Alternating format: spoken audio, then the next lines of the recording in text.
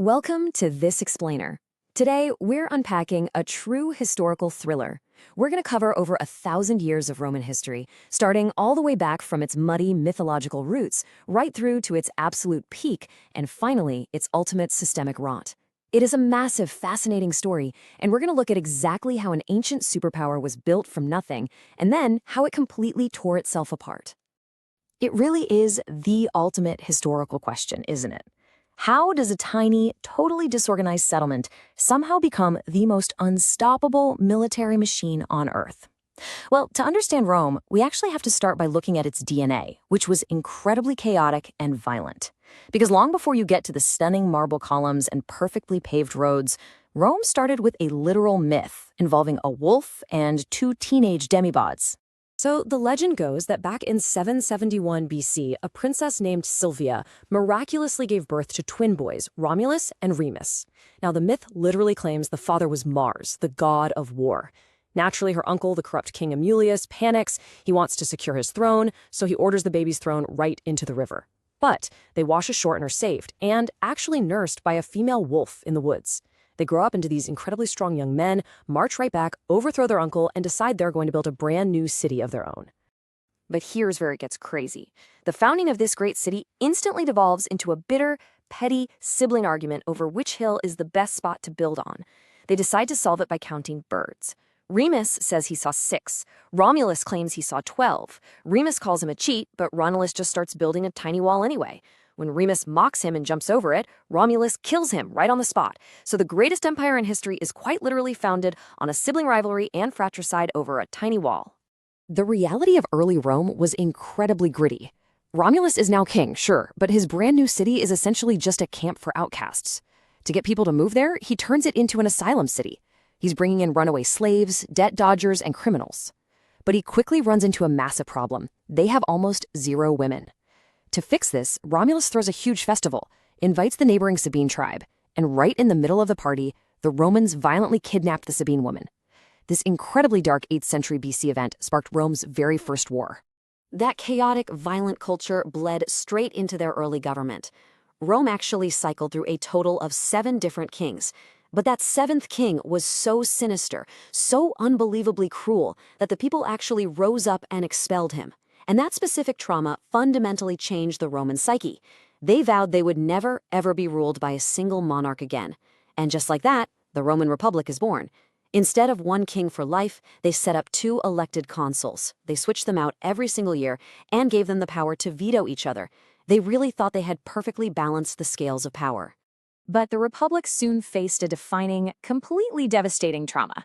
The French Gauls invaded, burned Rome to the ground, casually camped out in the smoldering ruins, and only left after forcing Rome to pay a massive ransom in gold.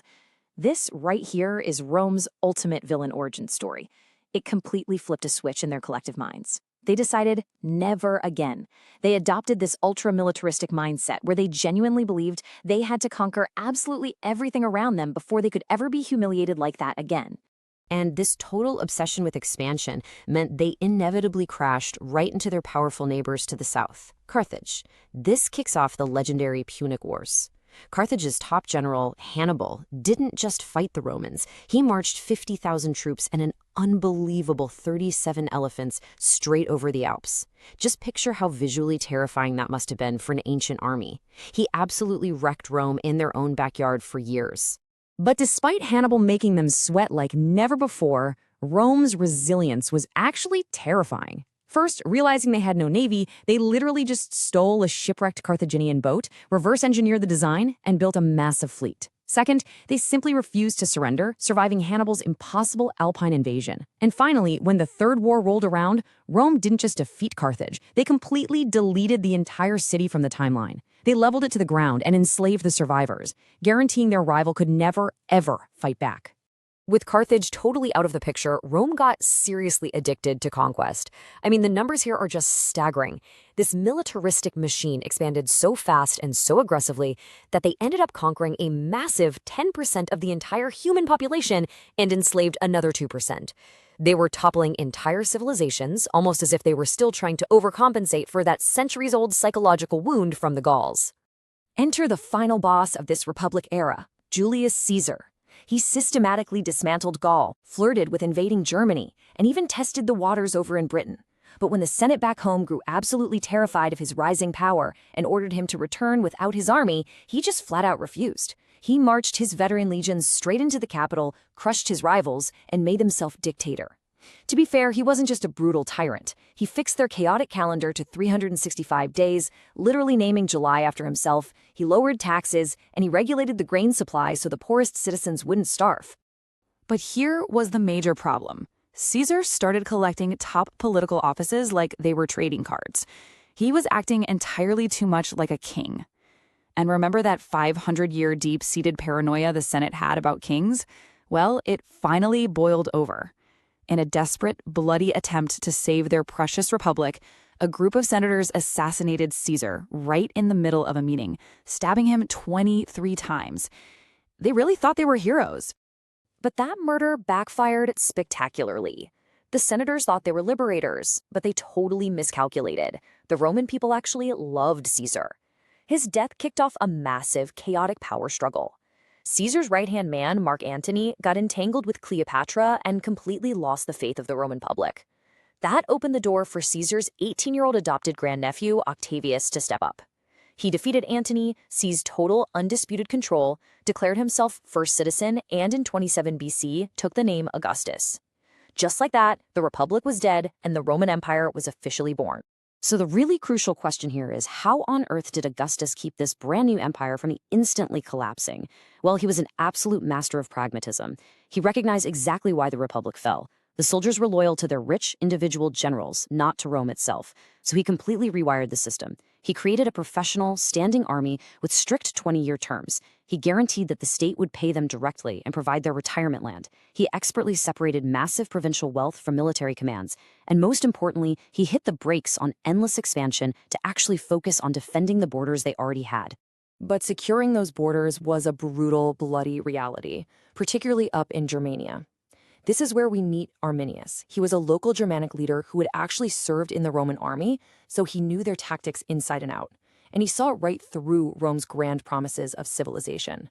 He realized that Roman courts, Roman taxes, and Roman laws weren't there to bring order. They were there to quietly, systematically suffocate his native culture. He knew if he didn't act, his people would just be permanently absorbed into the machine. So, playing the part of the perfectly loyal ally, Arminius lured the Roman general Varus right into a trap. He guided 3 heavily stretched out Roman legions deep into the dense, muddy, claustrophobic terrain of the Teutoburg forest. It was the absolute worst place for an army. Traditional Roman battle formations were completely useless there. The Germanic fighters ambushed them, striking brutally from the trees and melting back into the shadows. In a matter of days, 20,000 elite professional Roman soldiers were systematically slaughtered. It was an absolute unmitigated disaster for Rome. Legions 17, 18, and 19 were completely wiped off the map. In fact, it was such a profound psychological trauma that those 3 numbers were literally locked away and never used by the Roman military ever again. This devastating ambush forced Augustus to permanently abandon any dream of conquering Germania.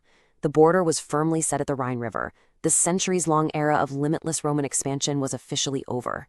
Yet, despite those bloody borders, Augustus's massive reforms genuinely birthed a golden age. And it created this incredibly stark contrast between 2 very different worlds. Look inside the empire and you've got unparalleled infrastructure, massive aqueducts, stone buildings, written laws, and a sprawling system that could actually absorb shocks like famine or crime. But look outside the empire, and life was rural, tribal, and decentralized. It was undeniably a harder life without that long-distance infrastructure, though it did offer absolute flexibility. Rome didn't just fight its neighbors anymore. Its sheer stability actually became a magnet that attracted them. But here is where the story takes a dark turn. While the borders were locked down tight, the real seeds of decay were being planted right inside the capital itself. Augustus had created something called the Praetorian Guard, this elite, heavily armed, highly trained unit stationed directly in Rome, loyal strictly to the emperor personally. But over time, especially when later emperors like Tiberius started hiding away from the city, the Praetorian Guard slowly started to realize something dangerous. They were the ones actually holding all the cards. The institutional rot set in incredibly fast. By the time Emperor Caligula came to power and started acting a bit too erratic and arrogant, the Praetorian Guard didn't even bother navigating politics or the Senate. They just casually assassinated him. And immediately, right there on the spot, they found Caligula's terrified uncle, Claudius, hiding behind a curtain and simply declared him the new emperor. It set an absolutely chilling precedent. Suddenly, supreme power in Rome no longer flowed through the law, through institutions, or through the consensus of the public.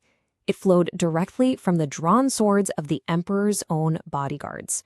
If you control the highly armed soldiers standing right next to the throne, you control Rome itself. It was as simple and as terrifying as that. And this rot culminated in the year 69 AD, famously known as the Year of the Four Emperors. The secret was officially out. Heavy legions stationed on the frontiers all across the empire realized that if the Praetorian Guard could make an emperor, well, so could they. 4 completely different men claimed the throne in the single, chaotic year. Rival Roman legions literally marched on each other, tearing the empire apart from the inside, until a general named Vespasian finally won. Not because he was the most loved or the most qualified, but simply because he had the biggest, strongest army. Which leaves us with this final, truly fatal realization. It's a timeless lesson on the ultimate danger of relying entirely on raw military force over sturdy political institutions. Think about it. Rome clawed its way out of the mud, surviving traumas and rival empires, to conquer the known world by building the ultimate, unstoppable military machine. But by slowly erasing their own institutions and placing all that absolute power into the hands of the soldiers, that exact same machine eventually turned inward and consumed the empire alive. When the men with the swords finally realize they don't actually need the politicians, who is really in charge? Something to think about. We'll see you next time.